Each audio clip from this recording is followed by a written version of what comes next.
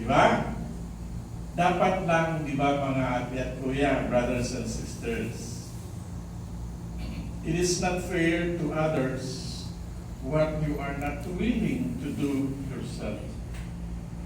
Maayo ka lang musugo o muhangit sa paghimo sa buluhaton apan ikaw mismo dili mubuhat.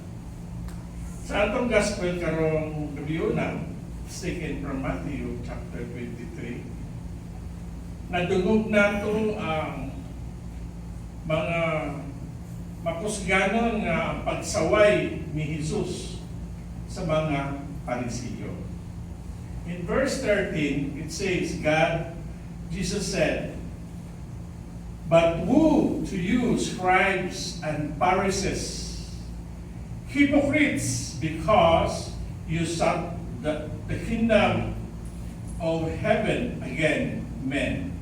For yourselves do not enter in, and those that you are going in, you suffer not to enter." Bisaya ko na po para mga igsuon, daghan baya nga makasasala nga nagduol o niduol yun ni Kristo. Si Kristo mismo niduol. Sama ni Mateo, di ba?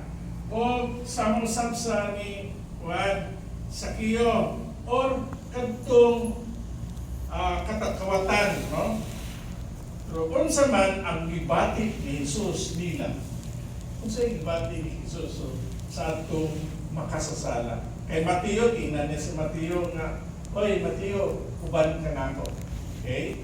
Then si Zacchaeus pa, ay tingnan na, Zacchaeus ka na akong diha, kay maturo ka sa imong balay.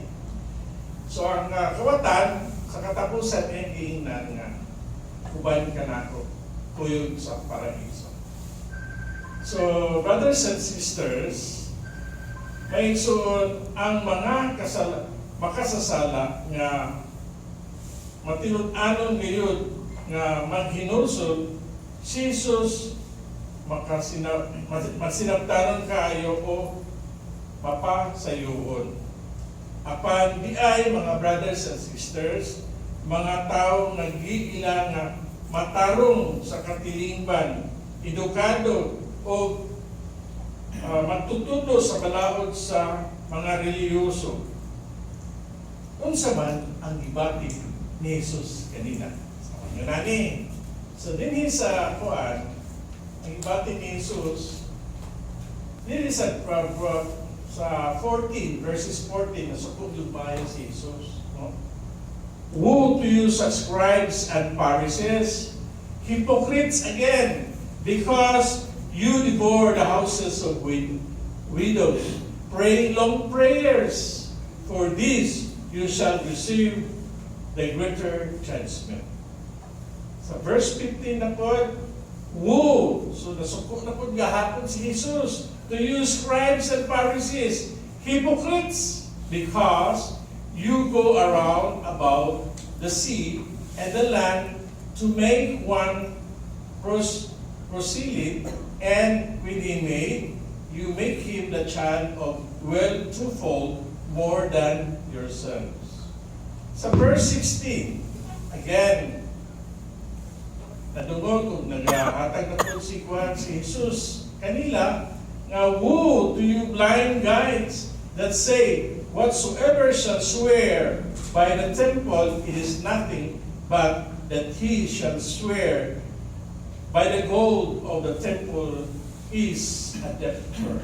So, binisay ko na po nato ng ingon ni Jesus.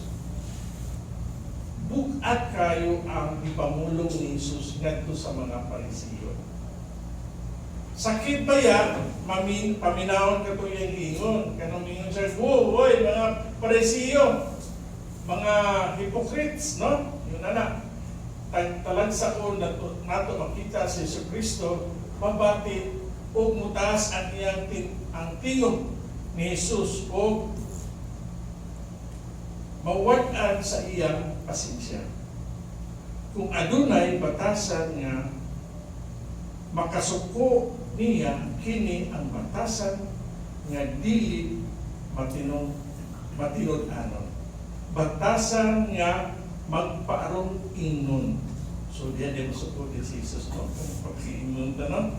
So mga igsoon, akong iklaro ninyo sa kaning tanan, dinhi nga kining mga tawhana nga saway ni Jesus, dili sila nga mga matinud-anon sa balaod o dili tungod sa parisiyo, bilidon baya o papel kining ilahang tawhana. So religious people ng mga tawhana kining mga parisiyo, dili basta-basta ilang i-handle no sa pero lang sa ilang isaway ni Jesus kay sila tigpang arong ingnon.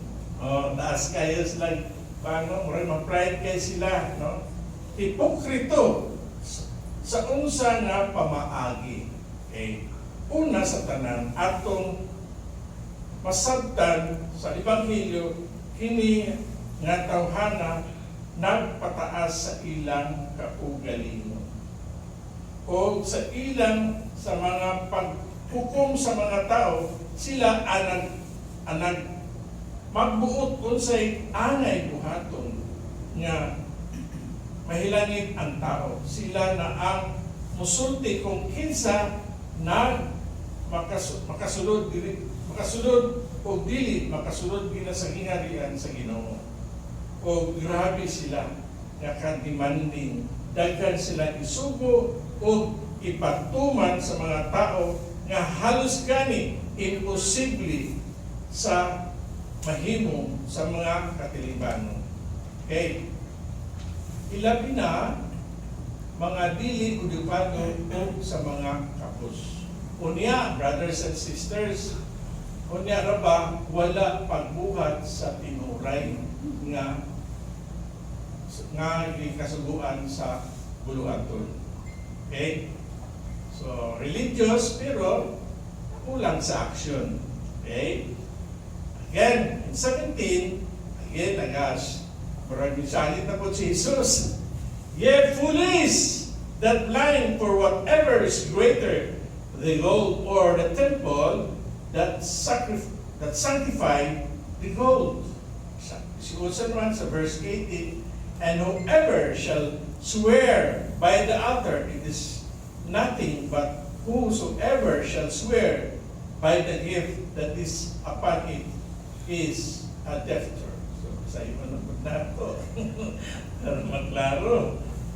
Mauning, ang hinungdan nga ang nag-ingon ni Jesus, mga tigpara ingnon. Kita. Rikantahanin niyo ang puntahan sa langit, apan kamo mismo dili mosunod. Okay. Then sa kasi verse 19. Ye blind to whatever is greater the gift of the altar that sanctify the gift. Okay. This is our conclusion.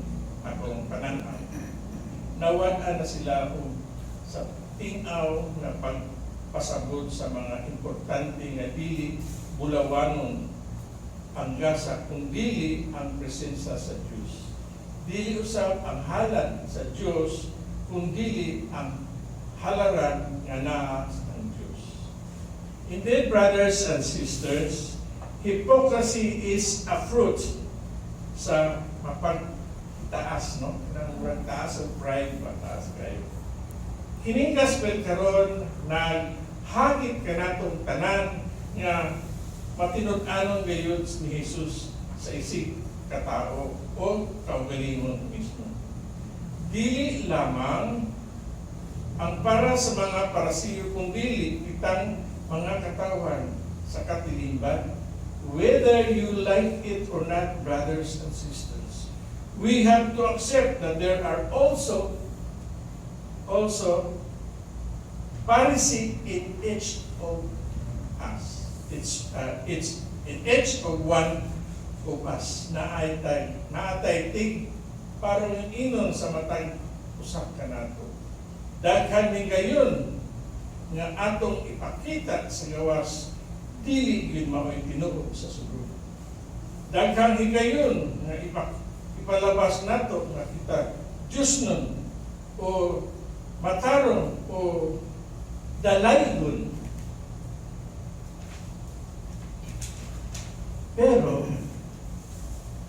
Pero sa tinuod ni ay layo ang atong kasing-kasing sa Diyos o sa mga tao. O kunya, graba, estrikto ta kaayo sa uban. Demanding ta sa atong mga tao o mga kauban. Mura gani estrikto pa ta sa Ginoo. Busa, mga igsoon, let us practice walk the talk. Patinud-anon sa paghalagad sa Diyos kung unsang atong lisulti atong ini buhaton. So mag-amputan tanan, and let us live by example. Daghang salamat o ngayong gabi,